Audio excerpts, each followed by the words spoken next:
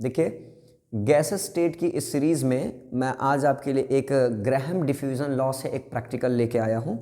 इस प्रैक्टिकल में एक ग्लास की पाइप होगी और ग्लास के पाइप के दोनों तरफ आपको कॉटन लगा देने होंगे। एक कॉटन अमोनिया कंसनट्रेट सॉल्यूशन से भीगा होना चाहिए और दूसरा कंसनट्रेट HCl से भीगा होना चाहिए। आइए करके देख लेते हैं, देखते हैं क्या होता है। मैंने एक तरफ कॉटन सेट कर दिया है और अब इसको मैं हाइड्रोक्लोरिक एसिड में डुबोने जा रहा हूँ। ये हाइड्रोक्लोरिक एसिड है और मैं इसे हाइड्रोक्लोरिक एसिड में डुबो दे रहा हूँ। ये हाइड्रोक्लोरिक एसिड में डूब गया है बच्चों, ठीक। ये आपको घर पे नहीं करना है प्रैक्टिकल, याद रखिएगा, it is too dangerous practical. ये घर पे आपको नहीं करना है। चलिए, दूसरी तरफ मैं एक कॉटन लगा देता हूँ बच्चों और इस कॉटन को हम अमोनिया सॉल्यूशन में भिगोएंगे। चलिए भिगोते हैं।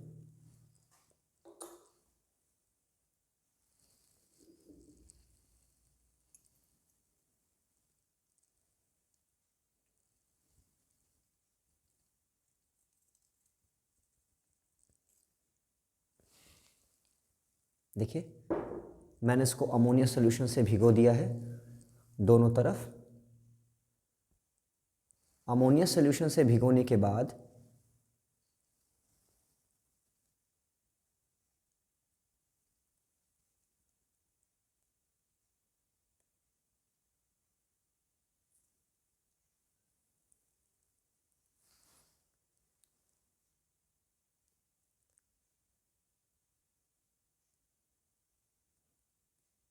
इसमें फ्यूम जनरेट होता है।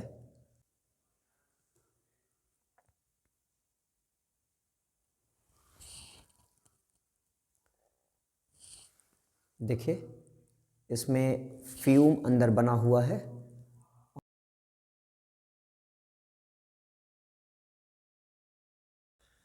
अभी मैंने जो आपको प्रैक्टिकल करके दिखाया, आइए उसको एक बार अच्छे से समझ लेते हैं बोर्ड पर।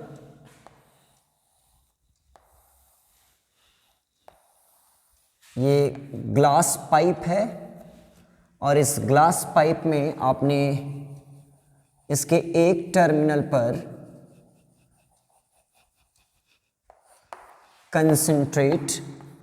कंसंट्रेट HCl से भीगी हुई कॉटन लगाई है। यहाँ पे इसमें कंसंट्रेट HCl से भीगी हुई कॉटन है और दूसरी तरफ आपने कॉटन लगाया है दूसरे टर्मिनल पर और ये भीगा है कॉन्क NH3 से। एक तरफ का कॉटन कंसंट्रेट NH3 से, दूसरी तरफ का कॉटन कंसंट्रेट हाइड्रोक्लोरिक एसिड से भीगा हुआ है। जैसे ही आप पाइप के दोनों तरफ कॉटन सेट करते हैं तो दोनों ही सॉल्यूशंस का डिफ्यूज़न होगा। यहाँ के भी पार्टिकल्स आगे की तरफ बढ़ेंगे, डिफ्यूज़न होगा इसमें भी, और यहाँ भी प्रोसेस में यहाँ भी डिफ्यूज़न होगा, दोनों में ही डिफ्यूज़न होगा। NH3 के डिफ्यूज़न का जो रेट है वो बहुत ज़्यादा है। हाइड्रोजन क्लोराइड के डिफ्यूज़न या इफ्यूज़न का जो रेट है वो बहुत ही स्लो है। आइए समझ लेते हैं कि क्यों स्लो है। देखिए, NH3 का जो मॉलिक्यूलर मास है अगर वो आप कैलकुलेट करें तो आपको मिलेगा 17। देखिए, नाइट्रोजन का मॉलिक्यूलर मास होता है 14, नाइट्रोजन का मॉलिक्यूलर मास 14 और हाइड्रोजन का मॉलिक्यूलर मास होता है 1। तो तीन हाइड्रोजन है तो 3 और नाइट्रोजन का होता है 14, तो 14 + 3 = टोटल ओवरऑल 17। इसका मोलर मास 17 है। वही हाइड्रोजन क्लोराइड का जो मोलर मास है वो है 36.5, क्योंकि देखो क्लोरीन का होता है 35.5 और हाइड्रोजन का होता है 1.008 समथिंग, तो 36.5 इसका मोलर मास है। तो मोलर मास इसका बहुत ज़्यादा है और इसका मोलर मास बहुत कम है। जिसका मोलर मास कम होता है उसका डिफ्यूज़न रेट, उसकी जो डिफ्यूज़न की जो स्पीड है वो बहुत ज़्यादा होती है। उनमें डिफ्यूज़न का प्रोसेस बहुत फास्ट होता है और जिनका मॉलिक्यूलर मास बहुत ही ज़्यादा है उनका डिफ्यूज़न रेट बहुत कम होता है। जैसे एक मोटे व्यक्ति से बहुत ही कम भागा जाता है और पतला व्यक्ति बहुत जल्दी दौड़ के कहीं भी पहुंच जाता है, बिल्कुल सिमिलर उसी तरीके से जिसका मास ज़्यादा है वो बहुत ही स्लो डिफ्यूज़ होता है, और जिसका मास कम है वो बहुत ही जल्दी डिफ्यूज़ हो जाता है। ठीक, तो इस कारणवश NH3 का जो डिफ्यूज़न है वो बहुत फास्ट होगा और हाइड्रोजन क्लोराइड का जो डिफ्यूज़न रेट है वो बहुत स्लो होगा। तो ये बहुत ही रैपिडली डिफ्यूज़न होकर के हाइड्रोजन क्लोराइड के नज़दीक पहुंच जाएगा। जब तक हाइड्रोजन क्लोराइड डिफ्यूज़ होकर के यहाँ तक पहुँचा, तब तक ये अमोनिया गैस डिफ्यूज़ होकर के यहाँ तक अप्रोच कर जाती है, और यही दोनों मिल जाते हैं। और जब यही दोनों मिलते हैं, HCl हाइड्रोजन क्लोराइड और NH3 गैस, ये दोनों गैसेस आपस में मिलती हैं, इनके दोनों के वेपर आपस में मिलते हैं, तो एक प्रोडक्ट बनता है NH4Cl। NH4Cl एक सॉलिड फ्यूम है, ये एक सॉलिड फ्यूम है। तो बीच में सॉलिड फ्यूम का एक रिंग आपको देखने को मिलता है, सॉलिड फ्यूम का रिंग देखने को मिलता है, और ये सॉलिड फ्यूम का जो रिंग है वो शिफ्ट होता है हाइड्रोजन क्लोराइड सॉल्यूशन की तरफ, क्योंकि इसके डिफ्यूज़न का रेट बहुत कम है। ये जब तक यहाँ तक पहुँचा तब तक अमोनिया बहुत ही रैपिडली डिफ्यूज़न प्रोसेस करके यहाँ तक पहुँच जाती है, और इसके साथ रिएक्शन करके एक रिंग बना देती है, एक छल्ला बना देती है।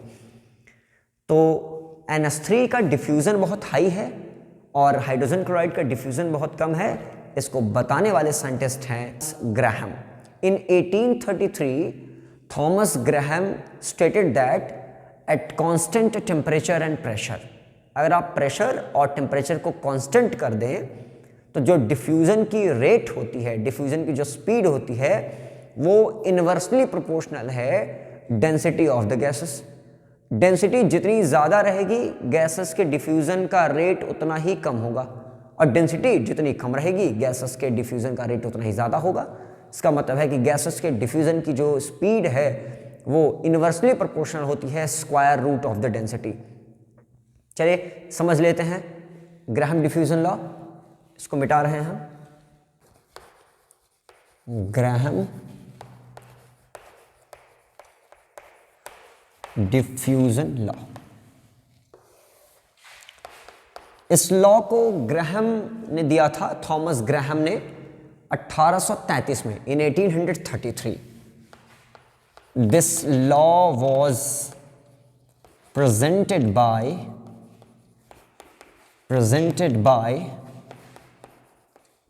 Thomas Graham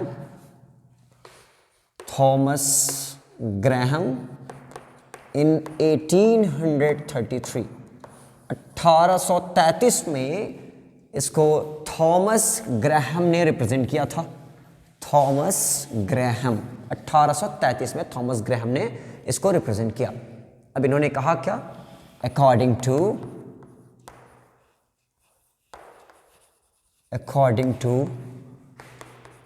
दिस लॉ, अब चलिए इनके लॉ के अकॉर्डिंग देख लेते हैं कि आखिर है क्या। एट कांस्टेंट टेम्परेचर कांस्टेंट हो, टेम्परेचर नहीं बदलना चाहिए। Eight constant temperature and pressure भी नहीं बदलना चाहिए। Eight constant temperature and pressure, constant हो टेम्परेचर और प्रेशर दोनों कांस्टेंट हो। Eight constant temperature and pressure the speed, अब आप स्पीड कहो या रेट कहो, the rate of diffusion,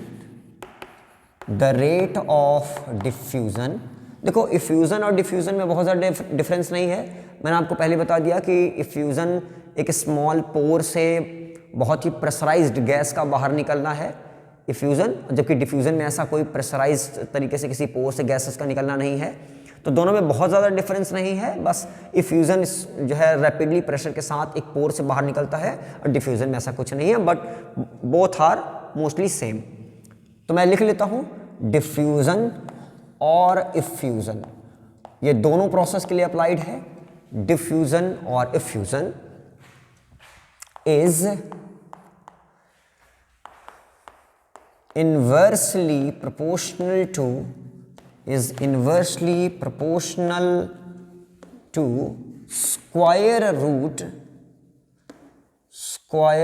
root of square root of density of gas. जिस गैस के डिफ्यूजन या फ्यूजन के बारे में पढ़ रहे हैं उस गैस की डेंसिटी के स्क्वायर रूट के इनवर्सली प्रोपोर्शनल होता है डिफ्यूजन की स्पीड। तो लिख लेते हैं, rate is inversely proportional to square root of density of the gas. ये गैस की डेंसिटी है कब? At constant temperature and pressure. At constant temperature and pressure. At constant temperature and pressure gases के जो डिफ्यूजन की speed है वो inversely proportional है उनकी डेंसिटीज के, गैसेस की डेंसिटीज के। आइए इसको नेक्स्ट पेज में समझें। अभी आपने देखा rate is inversely proportional to square root of the density of gases. Gas के घनत्व के स्क्वायर रूट के व्युत्क्रमानुपाती है जो डिफ्यूजन की स्पीड है। Suppose R1 is rate of first gas। अगर आप दो गैसेस में कंपेयर कर रहे हैं कि किस गैस का डिफ्यूजन रेट कितना होगा, किस गैस का डिफ्यूजन रेट बहुत ज़्यादा होगा। जैसे अभी मैंने बताया कि एक सिलेंड्रिकल पाइप में आपने एक तरफ कॉटन जो है लगाया हुआ था hydrogen chloride HCl, concentrate HCl, conc HCl से भीगा हुआ, और दूसरी तरफ आपने लगाया हुआ था NH3 अमोनिया, कॉन्क NH3। तो कॉन्क NH3 और कॉन्क HCl आपने जब दोनों लिया था तो दोनों में डिफ्यूज़न रेट में बहुत ज़्यादा डिफरेंस था। अमोनिया बहुत जल्दी अप्रोच कर जाता था, बहुत फास्ट डिफ्यूज़न है, और हाइड्रोजन क्लोराइड का डिफ्यूज़न बहुत स्लो है। तो ऐसा क्यों है उसके बारे में समझ लेते हैं, दोनों गैस को कंपेयर करके समझ लेते हैं। If R1 is the speed of the first gas if the R1 is the rate of diffusion, rate of लिख लेते हैं पूरा, rate of diffusion of first gas and R2 is the rate of diffusion of second gas, और R2 second gas की diffusion rate है। D1 क्या है बेटा? तो डेंसिटी ऑफ फर्स्ट गैस, और D2 क्या है? तो density of second gas. Divide कर देते हैं, दोनों गैस में कंपेयर कर देते हैं।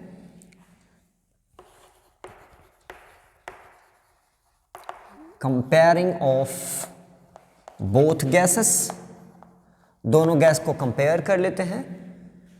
अच्छा देखिए, अगर आप फर्स्ट गैस के लिए अगर डिफ्यूजन स्पीड कैलकुलेट करते हैं तो आपको क्या मिलता है? R1 is directly proportional to 1 upon square root of D1, और अगर आप R2 is equal to calculate करते हैं तो R2 is directly proportional to 1 upon square root of D2। ये दोनों अलग अलग से इक्वेशन आपको मिलेंगे। चलिए कंपेयर कर देते हैं दोनों इक्वेशंस को। ये इक्वेशन मान ले फर्स्ट है, ये इक्वेशन सेकंड है, तो कंपेयर करते हैं दोनों इक्वेशंस को, तो आपको मिलेगा R1 upon R2 is directly proportional to 1 upon square root of gases का जो डिफ्यूजन रेट है वो सेकंड गैस की डेंसिटी बढ़ने के साथ साथ बढ़ती है, और सेकंड गैस की जो स्पीड है वो फर्स्ट गैस की डेंसिटी बढ़ने के साथ बढ़ती है। जबकि अगर उसकी खुद की डेंसिटी बढ़ती है तो स्पीड उसकी घट जाती है। ठीक, आइए और नेक्स्ट पेज में थोड़ा सा और एलेबोरेट कर लेते हैं।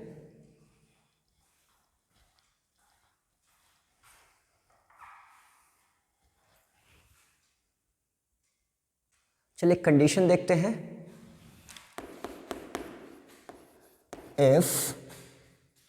if the two gases are with the same volume, अगर गैसेस का हम वॉल्यूम बच्चों सेम कर दे, अगर हम गैसेस का वॉल्यूम सेम करते हैं तो चलिए इस इक्वेशन को थोड़ा सा और एलेबरेट कर देते हैं। R1/R2 is directly proportional to square root में, देखिए डेंसिटी इज इक्वल टू क्या फॉर्मूला है, तो density is equal to formula होता है mass over volume, mass over volume, that is d is equal to m over v, d is equal to m over v। तो density की जगह लिख देते हैं m ओवर v। यहाँ पे d2 है, मैंने तो कहा है कि सेम वॉल्यूम, वॉल्यूम तो कांस्टेंट होना चाहिए, वॉल्यूम तो चेंज नहीं होना चाहिए, पर मास तो चेंज हो सकता है। तो अगर यहाँ d1 होगा तो d1 is equal to m1 upon v, और अगर d2 होगा तो d2 is equal to m2 upon v। तो लिख लेते हैं, यहाँ तो d2 है, यहाँ लिख लेते हैं square root of m2 over v divided by square root of m1 upon v। देखिए v से v कैंसिल आउट, तो आपको मिलेगा R1 upon R2 is directly proportional to square root of m2 upon m1, square root of m2 upon m1। तो total formula आपको क्या मिल गया, Graham diffusion law से आपको मिला R1 upon R2 is directly proportional to square root of d2 over square root of d1 is directly proportional to square root of m2 over square root of m1। आपको ये एक equation मिल जाता है। ये मैंने डिराइव कर दिया Graham diffusion law. कुछ factors affecting Graham diffusion law है, कुछ ऐसे फैक्टर्स भी हैं जो डिफ्यूजन की स्पीड को अफेक्ट करते हैं, और कुछ कंपैरिजन भी बाकी है। अब उसको लेके आते हैं आपके लिए नेक्स्ट क्लास में। तब तक के लिए थैंक यू सो मच।